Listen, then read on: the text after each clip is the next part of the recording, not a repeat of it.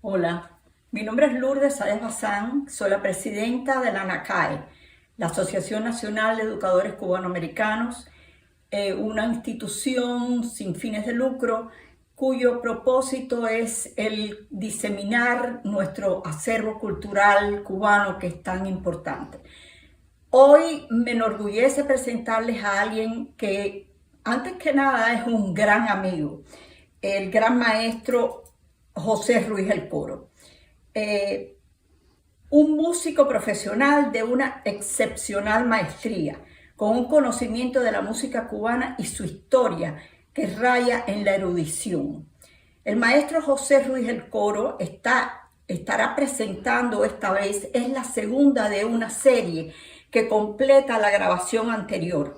Es muy significativo el hecho de que se trata de la primera exposición en gran formato dedicada al maestro Ernesto Lecuona, en la que se exhiben objetos y documentos hasta ahora totalmente desconocidos. Los comentarios de Ruiz del Coro nos ofrecen una visión renovadora dentro del marco de los estudios realizados sobre la vida y la obra del maestro. Tristemente, su obra fue discriminada por muchos años en la Cuba revolucionaria, lo que hace mucho más importante la necesidad de diseminar su vida y su valiosa obra musical, que forman parte de nuestro acervo cultural. Y ahora los dejo con el maestro José Ruiz El Coro.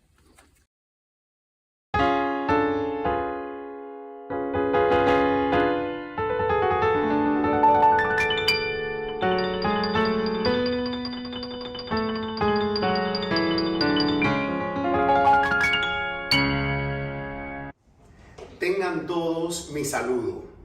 En nombre de la Asociación Nacional de Educadores Cubanoamericanos, NACAE, tengo el gusto de presentar la exposición Ernesto Lecuona, su memorabilia, en conmemoración del 125 aniversario del nacimiento de Ernesto Lecuona y Casado, pianista, compositor y director de orquesta, considerado el músico cubano más difundido en el mundo. Esta exposición mostrará por primera vez muchos objetos y documentos relacionados con la vida y obra de Lecuona. El objetivo principal de este audiovisual es conocer más una figura prominente nacida en Cuba y abordar algunos aspectos historiográficos en relación con el carácter mítico en el personaje. Este acto es complemento de una conferencia valorativa titulada Ernesto Lecuona, su legado. Tanto la conferencia como la exposición son exhibidas independientes y hemos tratado de no repetir ni informaciones verbales ni gráficas para que ambos discursos sean lo más rico posible. Ambos actos son patrocinados por la mencionada Asociación Nacional de Educadores Cubanoamericanos, NACAE. NACAE es una institución sin fines de lucro radicada en el condado Miami-Dade que ofrece durante todo el año una programación de actos dedicados a reconocer, estudiar y difundir la cultura de Cuba. Como la mayor parte de los eventos de NACAE son exhibidos en internet y vistos desde latitudes muy diversas, es oportuno explicar que el condado Miami-Dade, fundado en 1836, está integrado en la actualidad por más de 20 ciudades. Entre las más populares se hallan la propia ciudad de Miami, Miami Beach, Coral Gables, Doral y Hialeah, por citar solo 5.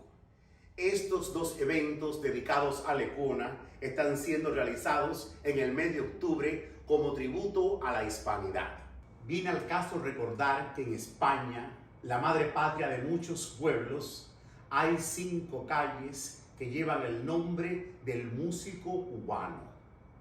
La primera está situada en la ciudad de Vigo, en la provincia de Pontevedra, en la comunidad autónoma de Galicia.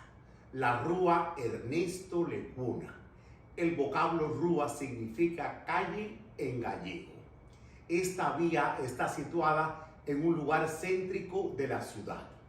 La segunda, nombrada Maestro Lecuona, está situada en la ciudad de Málaga, en la provincia del mismo nombre, en la comunidad autónoma de Andalucía. Es también una calle céntrica. La tercera, también nombrada Maestro Lecuona, está en la ciudad de Granada, en la provincia de igual nombre, también en Andalucía. Esta calle está situada en el centro de la ciudad y tiene solo una cuadra de largo.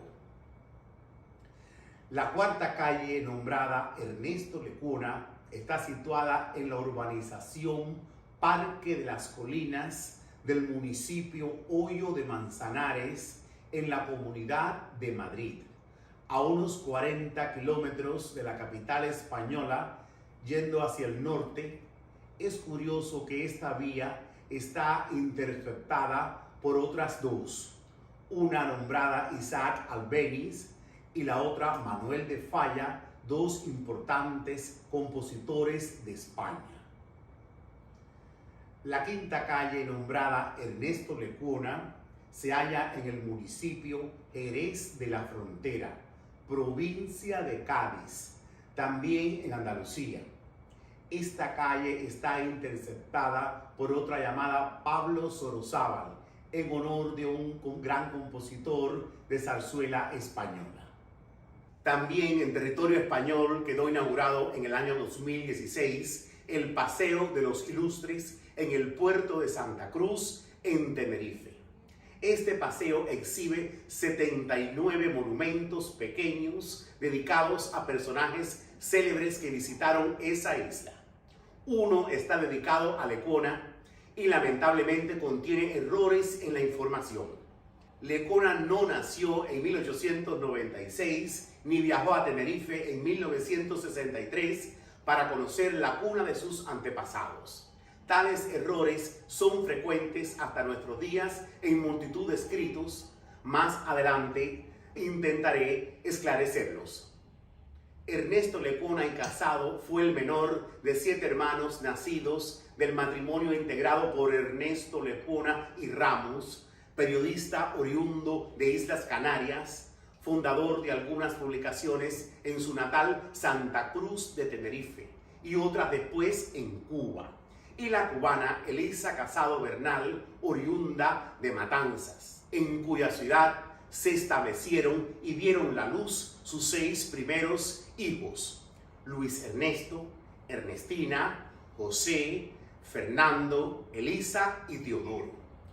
Su último hijo, el personaje que hoy nos ocupa, fue nombrado Ernesto Sixto de la Asunción y nació el 6 de agosto de 1895 en la villa de Guanabacoa, cerca de La Habana, donde se había mudado la familia. En ese entonces Cuba era un territorio de la corona española. Con motivo del primer centenario de Lecuona, se develó en Guanabacoa una tarja en mármol conmemorativa en un solar yermo donde estuvo situada la casa natal de Lecuona, que fue demolida en 1972 por hallarse en mal estado. El apellido Lecuona es oriundo del País Vasco y tuvo notable asentamiento en Canarias. Esta rama lecuona cubana y su descendencia hasta las generaciones actuales se destaca por la musicalidad. Todos los hermanos, sobrinos y sobrinos nietos de Ernesto Lecuona fueron aficionados a la música. La mayoría dominaron instrumentos y algunos llegaron a escribir y publicar obras. Debo decir que en el plano internacional se destacaron profesionalmente Ernestina Lecuona, pianista, compositora, y su nieto, Leo Brauer, importante guitarrista, compositor y director de orquesta cubano contemporáneo. También fue famosa Margarita Lecuona, bailarina, profesora de ballet, actriz, tocaba la guitarra, cantaba y es autora de canciones que alcanzaron fama mundial. Ernesto Lecuona pertenece a la tradición de músicos cubanos formados enteramente dentro de la isla, tradición iniciada en el siglo XVIII por el habanero Esteban Salas y Castro, y fortalecida durante el siglo XIX. Entre los mentores de Lecuna se hallan su hermana mayor y primera maestra, Ernestina Lecuna. Después ingresó en el Conservatorio de Música y Declamación Peirellade, donde estudió piano primero con Antonio Saavedra y continuó con Joaquín Nin Castellanos, compositor, musicólogo y pianista bastante olvidado por los cubanos de todas las orillas, a pesar de que siempre ha gozado reconocimiento y vigencia dentro de la música de concierto en Europa.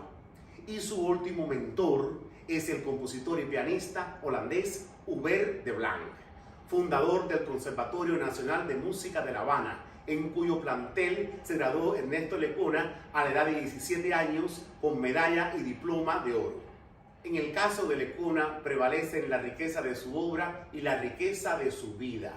Una vida intensa en viajes, intensa en hechos, intensa en éxito e intensa en vínculos humanos y profesionales con personalidades de las más disímiles naturalezas, que van desde músicos de concierto universales como Maurice Ravel, George Gershwin y Joaquín Turina, por citar tres, de figuras de la danza como la célebre bailarina rusa Ana Pavlova, las españolas Pastor Emperio, cantaora y bailadora, y Pilar López, bailarina y coreógrafa, pasando por una constelación de cantantes del pasado, figuras simbólicas de lo más granado de la identidad iberoamericana.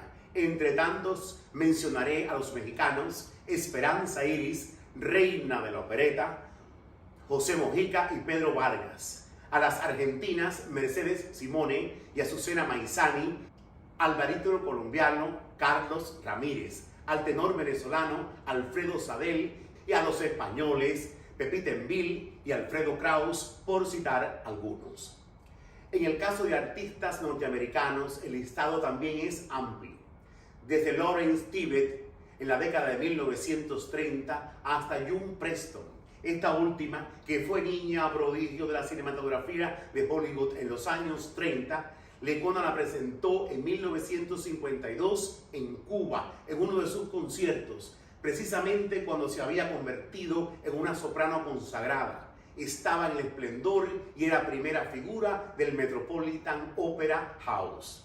En cuanto al listado de figuras de la música, el espectáculo y el teatro cubanos, el número es copiosísimo. Desde una Rita Montaner, Hortensia Coalla, Esther Borja y Miguel de Grandi, figuras del canto lírico, hasta cancioneros como René Cabell, Fernando Albuerne y Ñico Membiela, y figuras del teatro como Candita Quintana, Leopoldo Fernández, Tres Patines, y Mimical Nananina, por mencionar algunos.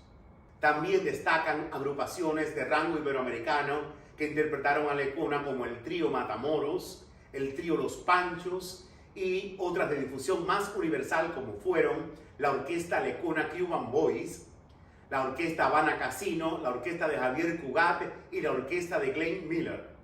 Lo primero que puede llamar o que llama la atención, y me interesa resaltarlo, al enfrentar a Ernesto Lecuna, es el carácter mítico, tanto en muchos pasajes de su vida como en muchas de sus obras.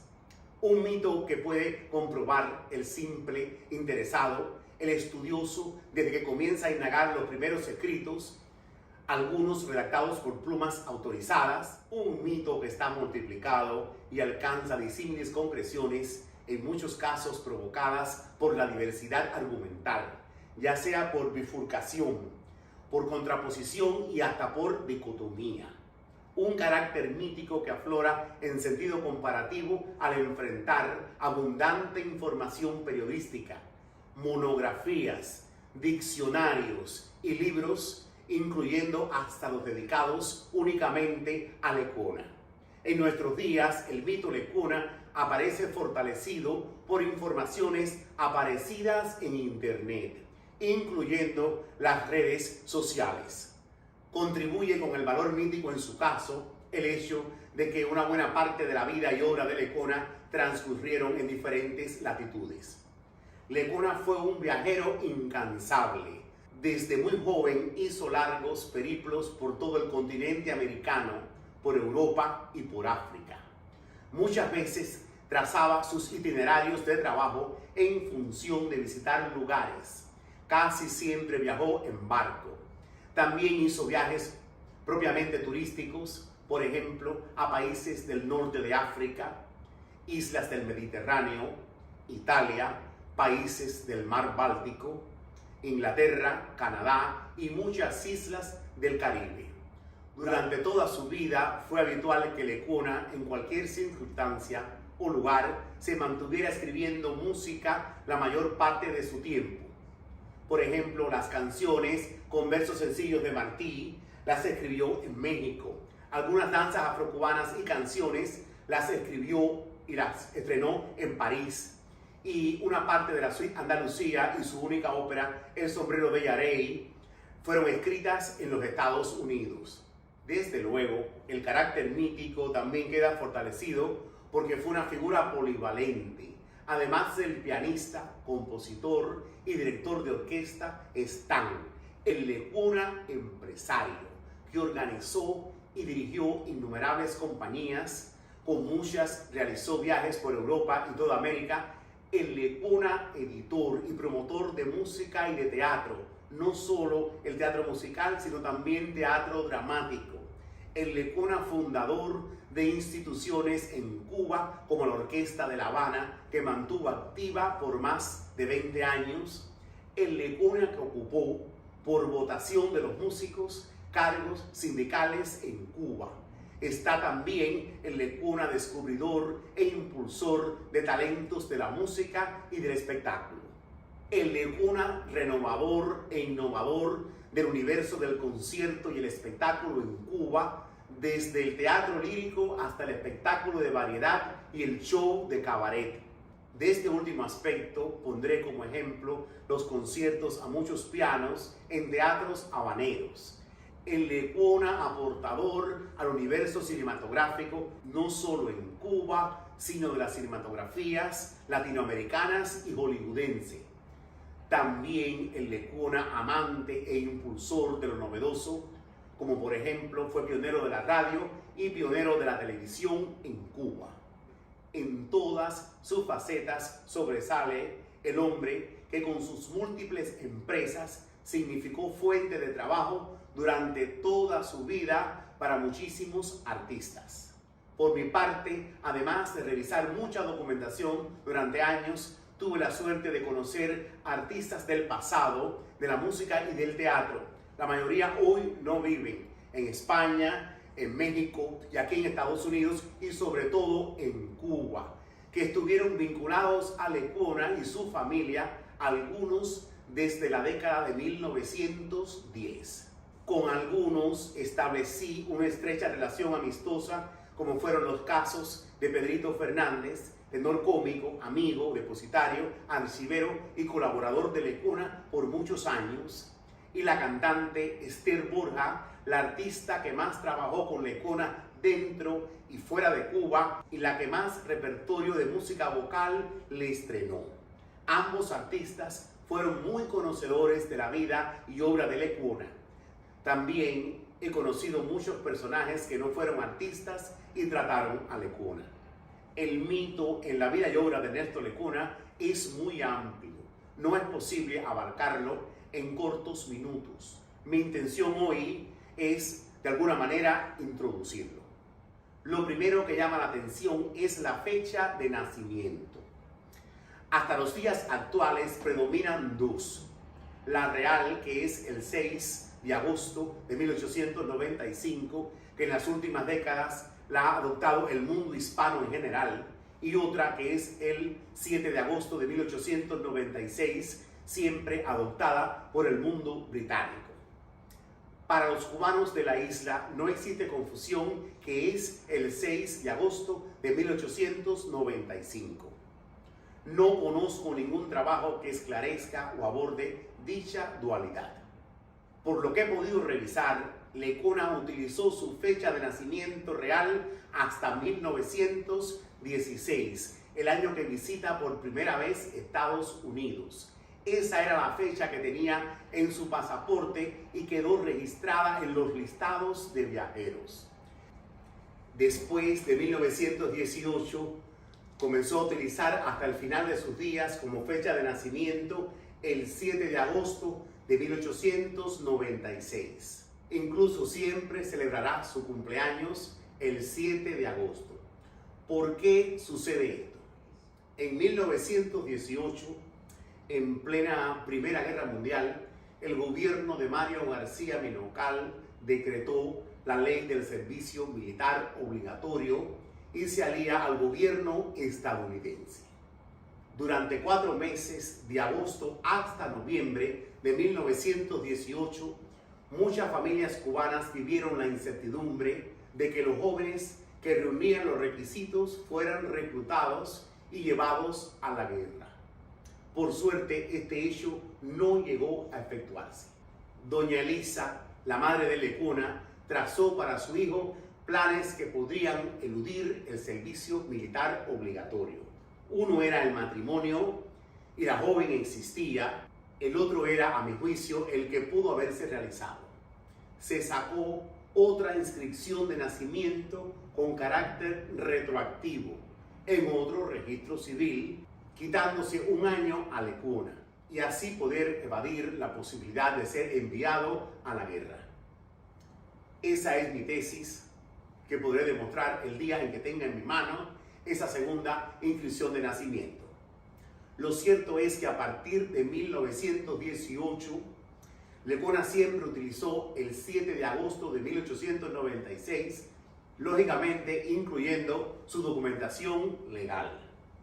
El certificado de función emitido a raíz de su muerte por el Registro Civil de Santa Cruz de Tenerife, legalizado por el Consulado Británico, expresa que al morir tiene 67 años de edad. Sin embargo, el certificado de función también emitido por el mismo Registro Civil, pero para uso de España, se apoya en la fecha de nacimiento verídica, según consta, facilitada por un sobrino, y expresa tener 68 años de edad al morir. En la conferencia Ernesto Lecuna, su legado, prometí comentar la comparsa. Sin duda, la danza cubana más famosa. La comparsa también tiene su arista mítica. La historiografía musical ha sido justa en reconocer la comparsa como precedente e iniciadora del tema negro, negrista, negroide, afrocubano o como se quiera llamar, en la música de concierto o clásica de Cuba, lo cual es cierto. La comparsa, además de su belleza, es importante en su tiempo por ser renovadora de la tradición dancística cubana del siglo XIX. Desde hace muchas décadas, particularmente desde la década de 1940, primero la prensa y después los estudiosos cubanos sitúan el año 1912 como el año de creación. Unos dicen que fue estrenada en Matanzas, otros dicen que fue estrenada en La Habana. Sin embargo, hasta el día de hoy no ha salido a la luz pública un documento epocal, ya sea de primera mano, en este caso partitura, o información de época, por ejemplo, revista, periódico, programa, etcétera, que pruebe que la comparsa fue escrita en 1912. Ni siquiera existe su mención en la década de 1910. Los primeros programas de concierto de Lecuna de los años 1913, 1914, 1915, 1916 que conservamos no contienen la comparsa y sí muchas obras que él escribió. En ese sentido, la fecha de creación de la comparsa porta un mito en la historiografía musical cubana. El documento más antiguo que alude a la comparsa data de junio de 1923, que es su fecha de inscripción en el registro de la propiedad intelectual en La Habana. Con posterioridad, Lecuna la incluye a fines de ese año en su álbum de danzas cubanas, en su primer álbum de danzas cubanas. Todavía ese año Lecuna no utiliza el término afrocubano, que lo empleará para designar otras danzas que compone después incluyendo las que forman parte de la suite de danzas afrocubanas. Por mi parte, tuve el privilegio de tratar hace más de 30 años a la hija menor de Deblanc, Olga Deblanc, compositora, musicóloga y la última directora del conservatorio fundado por su padre. Olga Deblanc sostuvo amistad con Lecuona toda su vida, incluso hasta después de exiliado Lecuona siguieron comunicándose. Olga me contó, y lo tengo grabado, que cuando Lecuona compuso la comparsa se la mostró a su hermana, la pianista Margot Deblanc, quien enseguida la incorporó a su repertorio. La comparsa está dedicada a Margot Deblanc en 1924, cuyo manuscrito autógrafo de Lecuona, así como un legado alusivo a la comparsa, hemos adquirido aquí en el exilio. Margot Deblanc falleció exiliada en New Jersey en 1991. Las ediciones de la comparsa realizadas por Lecuona todas son posteriores a 1923. ¿Por qué no sucedieron antes? Mi tesis es de que no estaba escrita la obra. De todas maneras, la comparsa es de esas obras triunfadoras que no necesitan de una fecha exacta ni de un año de creación para hacerse valer por sí mismas. En 1927 hace la versión para voz y piano, añadiéndole letra e incorpora la comparsa al mosaico cubano con que termina el primer acto de su zarzuela La Tierra de Venus.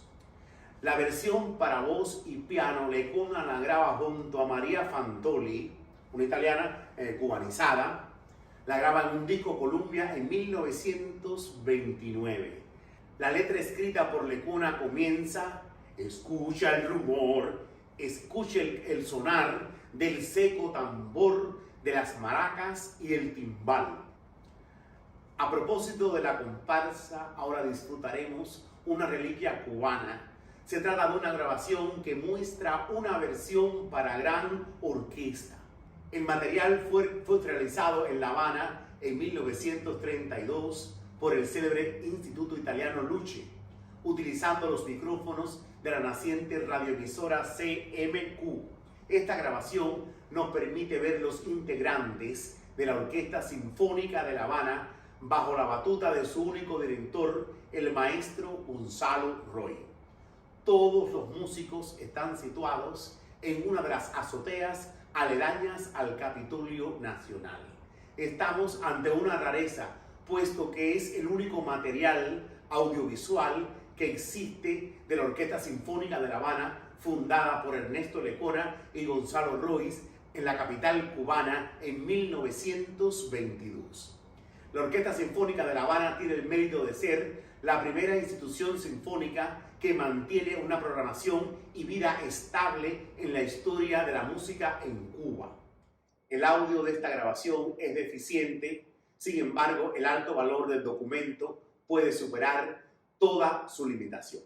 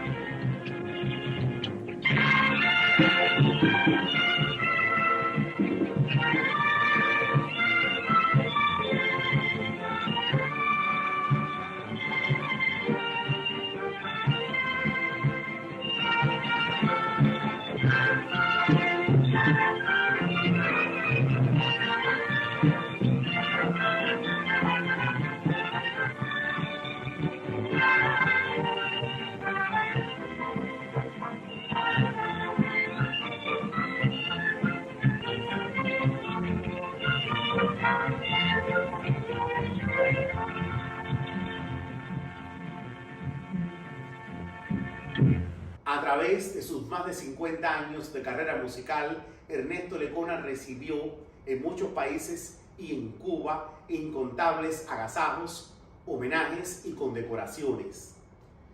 Los reconocimientos comenzaron en su etapa de niño prodigio, recogida por la prensa habanera, y concluyen con el título de hijo adoptivo de Málaga, concedido por el gobierno de Andalucía, España, pocos días antes de su muerte.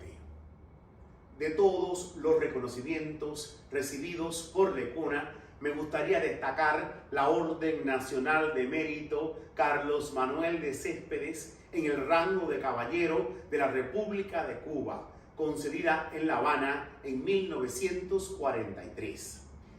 Y me gusta destacar esta insignia que contenía diploma y medalla porque tuvo un marcado carácter elitista.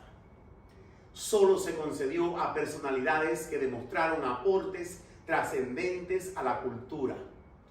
Entre el número de cubanos elegidos estuvieron también en el rango de caballero Fernando Ortiz, Ramiro Guerra y Sánchez, Jorge Mañach, y en el rango de dama Dulce María Loinás, Alicia Alonso, Esther Borja y Rita Montaner.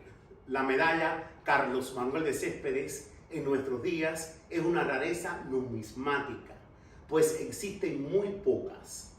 Sobre mis manos les muestro el ejemplar que perteneció a Ernesto Lecona.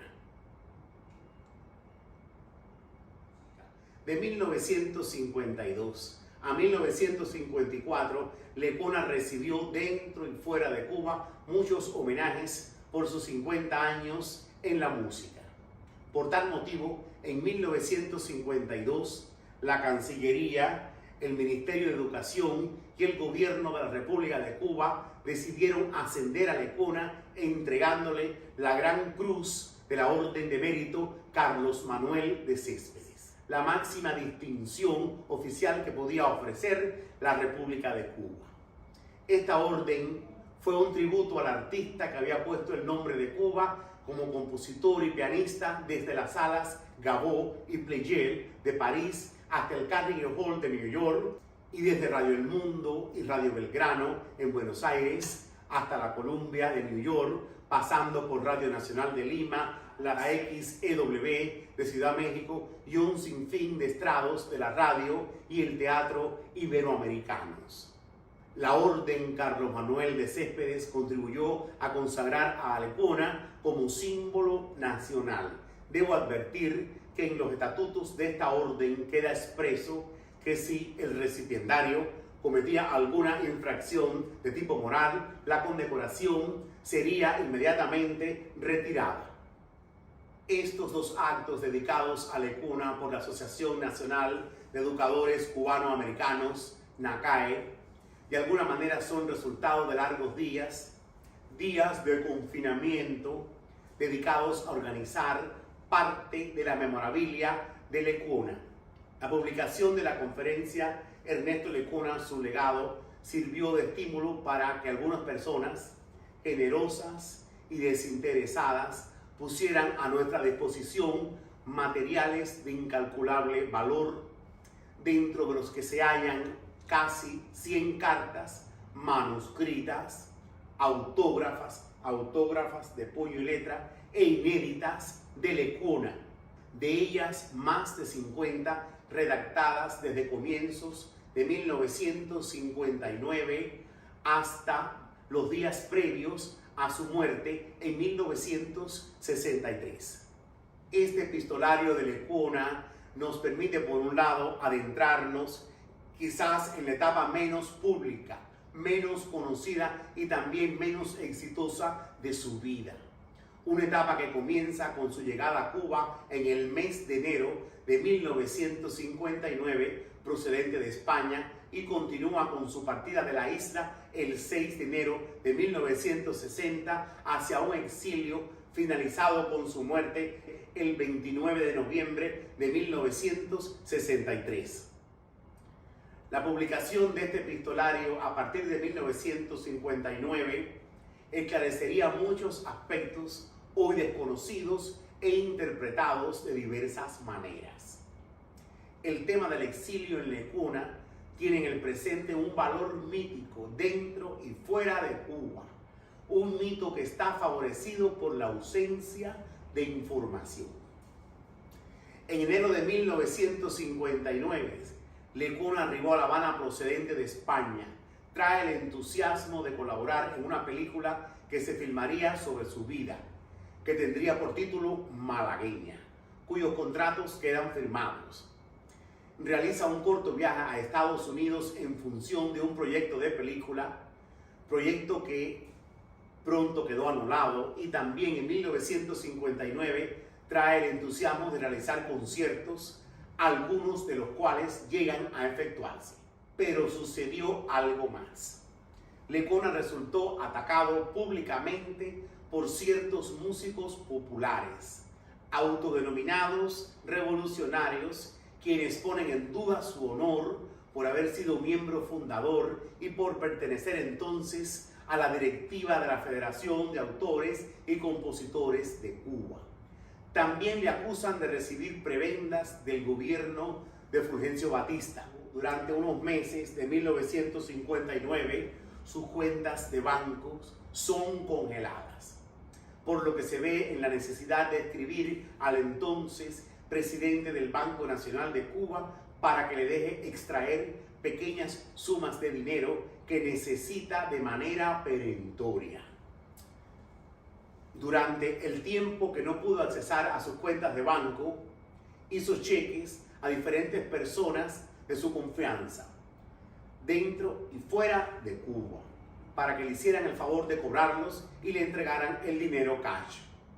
Esa es la razón por la que hoy tenemos muchos cheques firmados por Lecuna que no pudieron ser cobrados. Incluso hay algunos firmados y dirigidos a su propia persona.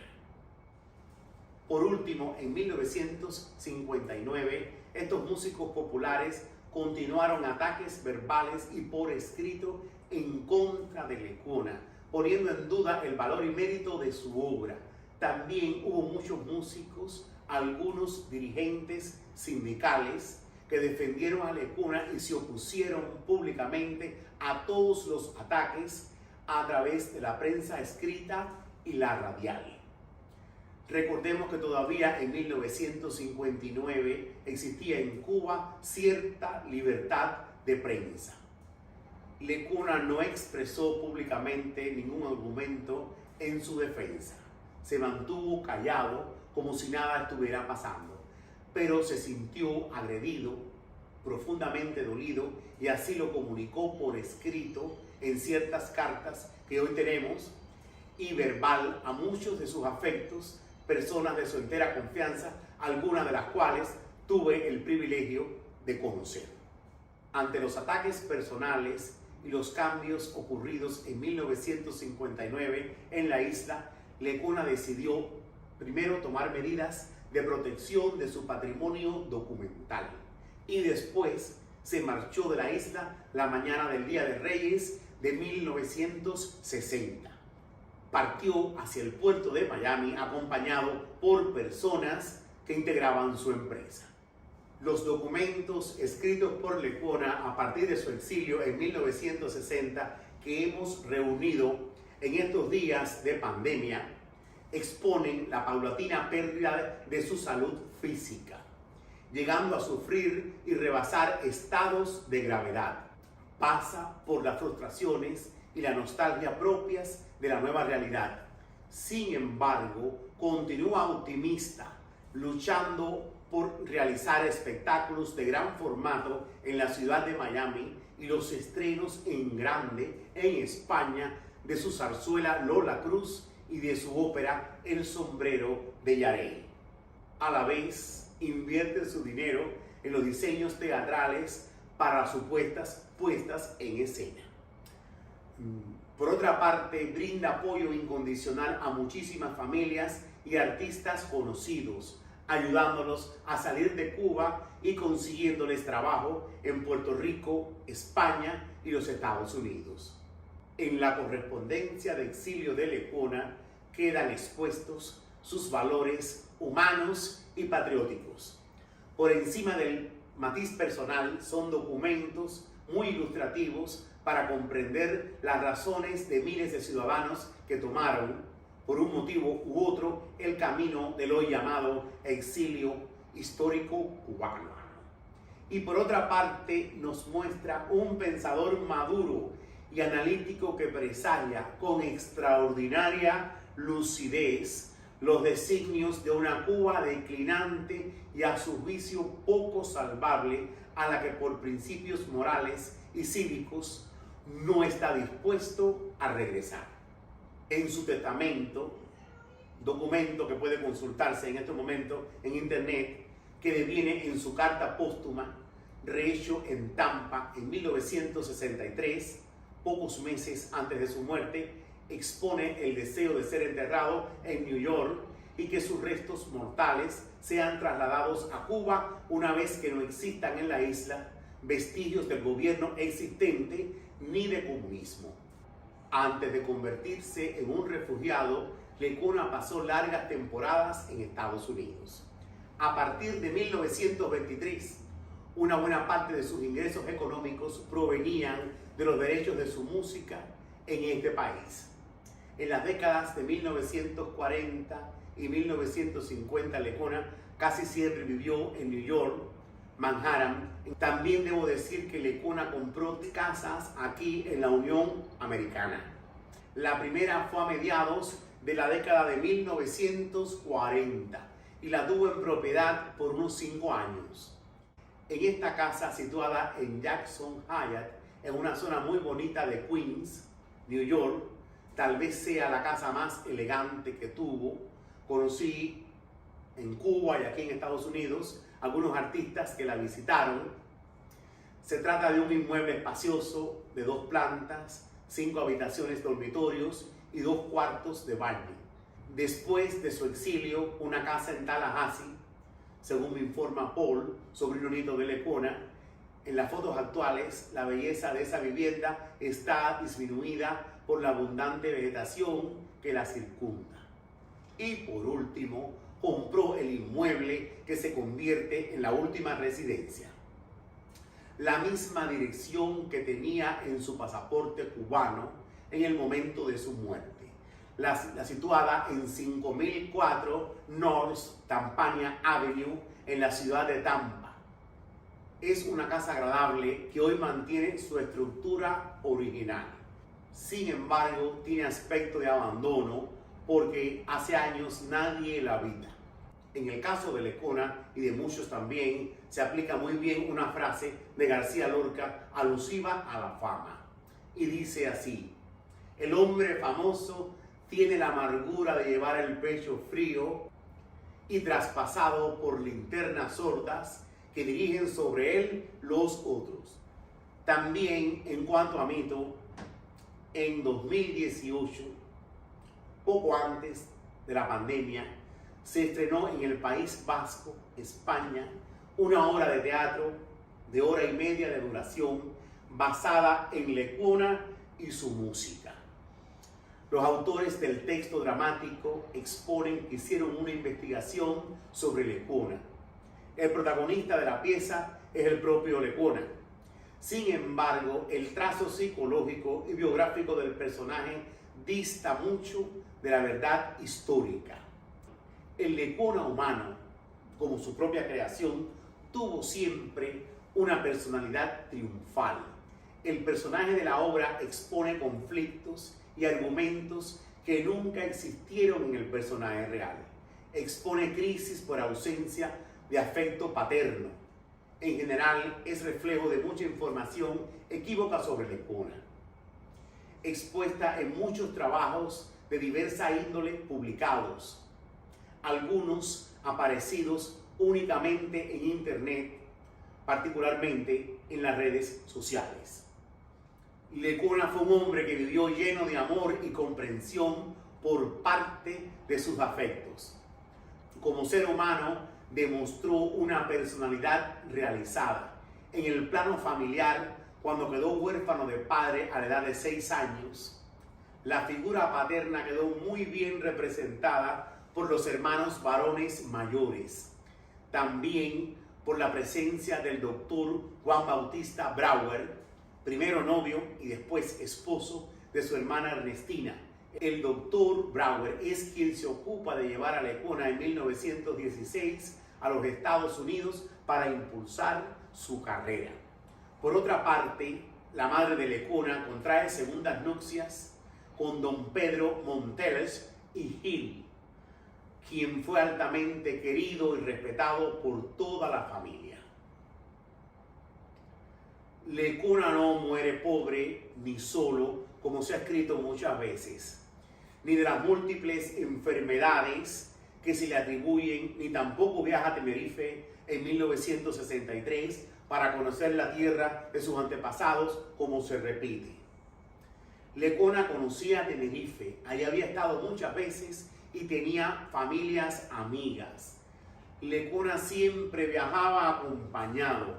En su último viaje se hospedó 2 veces en el Hotel Mensei de Tenerife, el hotel más caro y lujoso de la isla hasta ese momento.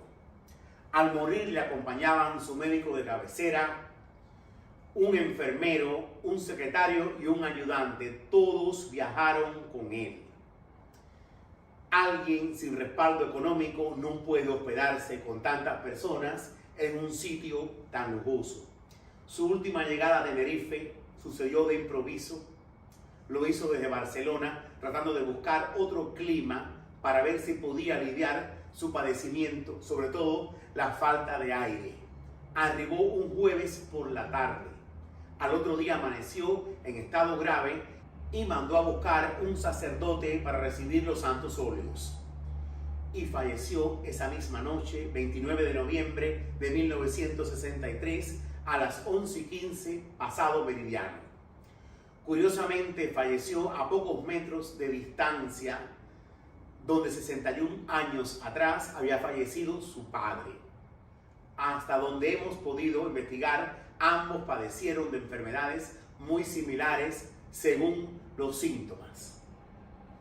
La causa de muerte, según el certificado de defunción, es asistolia por fibrilación ventricular. La enfermedad que provocó el desenlace es enfisema pulmonar y en los últimos años padeció también asma bronquial. Había sido un fumador de cigarrillos durante casi toda su vida. Quien revise la prensa hispana de ese momento, incluyendo la prensa tinerfeña, puede tener confusiones ya que aprecia argumentos que no sucedieron. Lo sucedido es lo siguiente. El cadáver fue embalsamado con un procedimiento que dura varias décadas.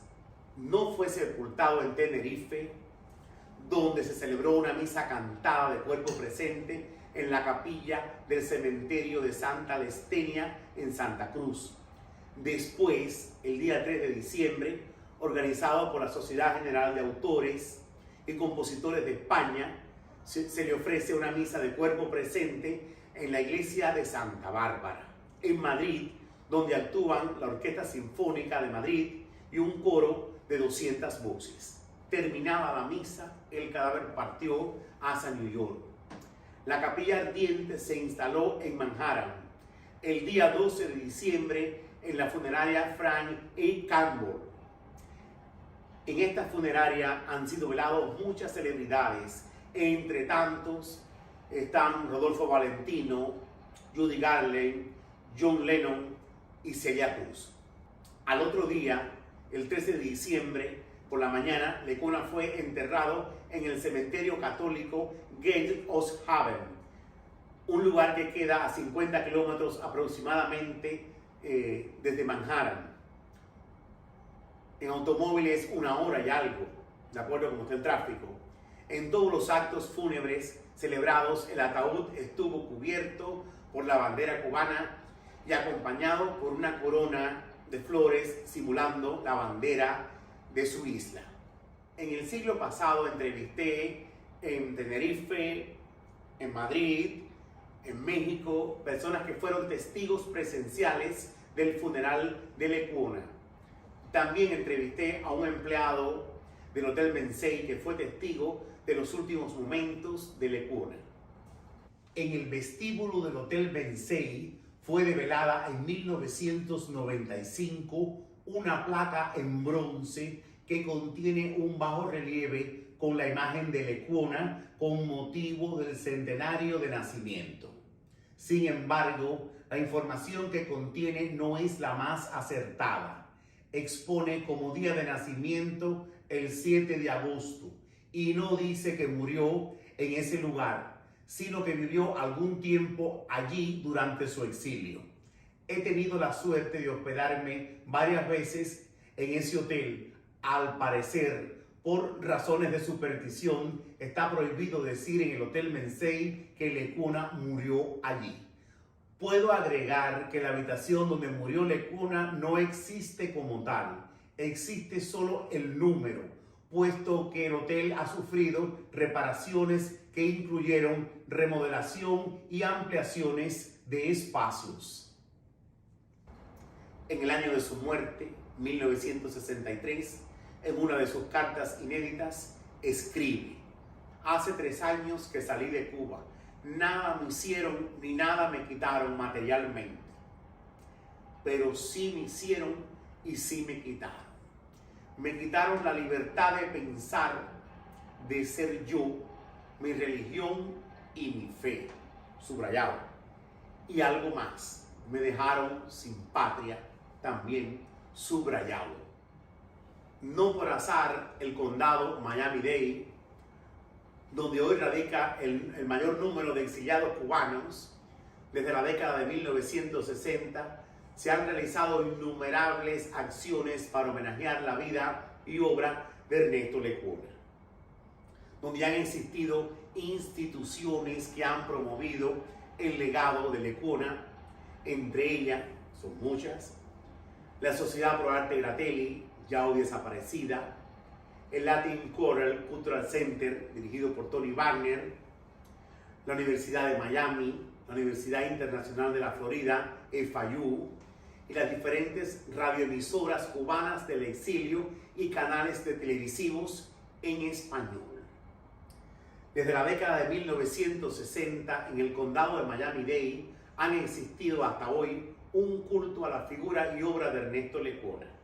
En tal sentido, debo decir que la institución ALBA, significa Academia de las Luminarias de las Bellas Artes, fundada en Miami hace más de 30 años, creó y mantiene un evento anual que es el Festival Internacional Ernesto Lecuona, realizado siempre en Miami-Dade County Auditorium bajo la dirección de Ernesto de Otero y Pedro Román. También el condado Miami-Dade es un sitio que rinde homenaje perenne a Lecuona a través del arte plástico y expresiones artísticas unidas al entorno urbano. En ese sentido, es un sitio único en el mundo. Mencionaré algunos ejemplos. El primer monumento levantado en honor a Lecuona, lógicamente después de su tumba, que es un monumento funerario, se hizo por iniciativa de Pedro Román y fue sufragado por colecta popular. Y me refiero al monumento que contiene un bajo relieve en bronce, obra del escultor cubano Tony López. Tony fue el que hizo la bailarina de Tropicana. Y que este monumento ha estado en varias partes del condado Miami-Dade y desde hace algunos años reposa en uno de los costados del Miami-Dade County Auditorium. El segundo es el Teatro Lecuona, que funcionó en la ciudad de Hialeah en la década de 1970 y 1980, cuyo edificio se conserva en la actualidad. Relacionado con el Teatro Lecuona están los trofeos Lecuona, que fueron entregados por la empresa de ese teatro a personalidades de la cultura y el arte cubanos. Aquí a mi lado hay 2 ejemplos de la estatuilla en bronce con base de madera, también obra del escultor cubano Tony López. El tercero es Ernesto Lecuona Park, el Parque Ernesto Lecuona, situado en la pequeña Habana en Miami. nombrado así porque durante un tiempo estuvo instalado el mencionado monumento levantado por iniciativa de Pedro Román. El cuarto es otro bajorrelieve en bronce, también obra de Tony López, que en un inicio estuvo en el Paseo Histórico de la Cultura Cubana en la ciudad de Hialeah y hoy se encuentra en el Parque Histórico de la Cultura Cubana, también en la ciudad de Hialeah. Este parque, levantado y construido por Pedro Román, rinde honor a varios miles de artistas cubanos exiliados. En el Southwest de la ciudad de Miami está La Palma Restaurant, casa fundada en 1979, donde existe un fresco interior que cubre toda una pared que aprecia 5 famosos nombres cubanos: Celia Cruz, Rolando La Serie, Los Matamoros, Benny Moré y Lecuona. Es una obra de formato amplio y tiene el mérito de la espontaneidad. En el Paseo de las Estrellas, en la pequeña Habana, hay una dedicada a Ernesto Lecuona. Y en la acera paralela, frente a la estrella, hay una caricatura de Arístide. Se trata de un bajo relieve que adorna una de las paredes exteriores de la Galería y Museo Cuba 8. Es interesante decir que hay artistas plásticos y jóvenes formados en Cuba, actualmente residentes en el condado Miami-Dade, que han trabajado la figura de Lecuona. De ellos me gustaría mencionar a Carmen Mir, que tiene varios retratos del músico cubano, y al escultor Carlos Enrique Prado, autor de un logrado busto conservado hoy en el Museo de la Danza en La Habana. La exposición que hoy se presenta tiene muchos colaboradores, pero me gustaría destacar en particular al doctor Paul Rosete Lecuona, sobrino nieto del compositor, por toda su ayuda informativa, al doctor Cristóbal Díaz Ayala, hoy decano por excelencia de los estudiosos y protectores del patrimonio musical cubano y latinoamericano, por facilitarnos valiosos documentos originales, inéditos y autógrafos de Lecuona. Y en un lugar muy especial agradecemos a Mari Carmen Vázquez, acordeonista, por la dedicación y el amor con que realizó la edición de todo el material que ustedes podrán apreciar. La exposición dura 30 minutos y contiene muchísimas vistas que pasan rápido. Me gustaría señalar que la exposición está dividida en 7 partes. La primera parte, titulada Documentos más antiguos, esta parte contiene fotos inéditas, hoy rarezas, de antecedentes familiares de Lecuona y también las primeras fotos de Lecuona.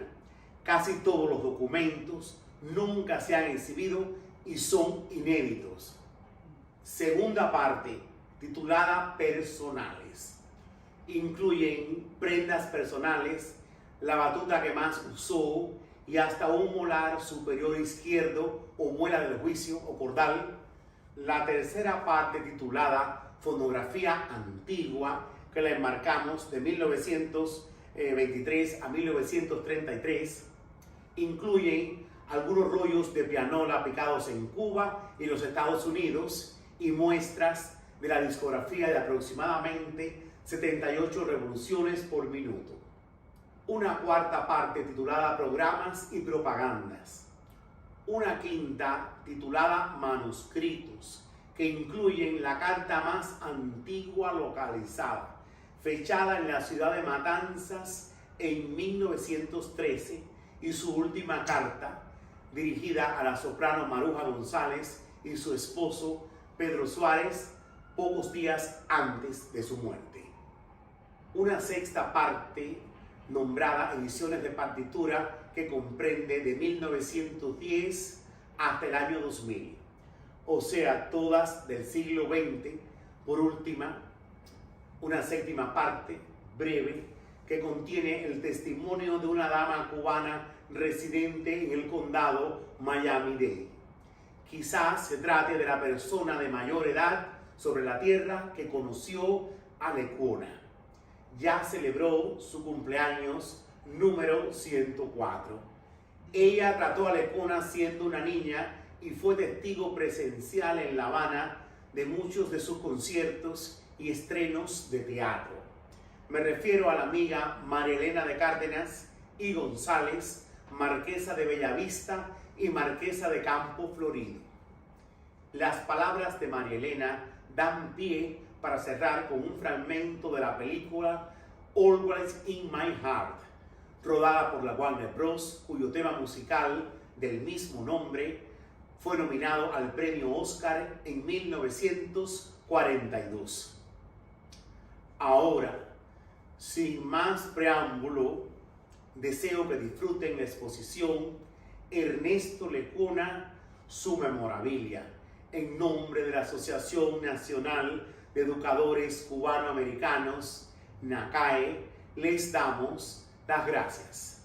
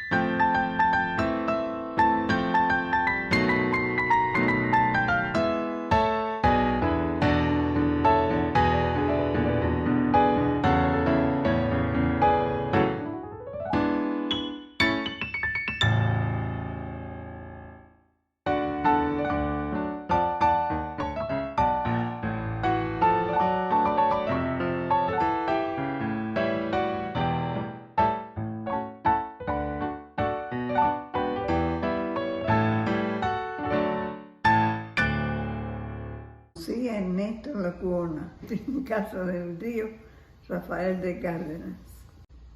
Lecuona era un caballero y un gran músico. Ajá. En 1935 estoy al extremo de Lola Cruz. Salimos del teatro cantando Damisela.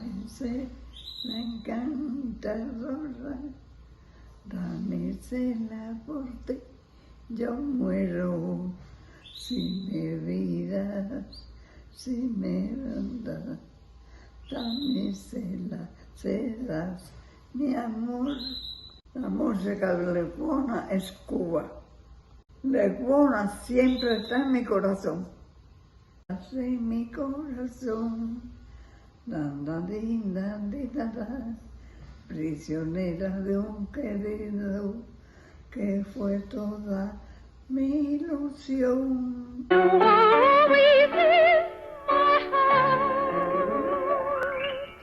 In my heart you always stay. I can hear the music of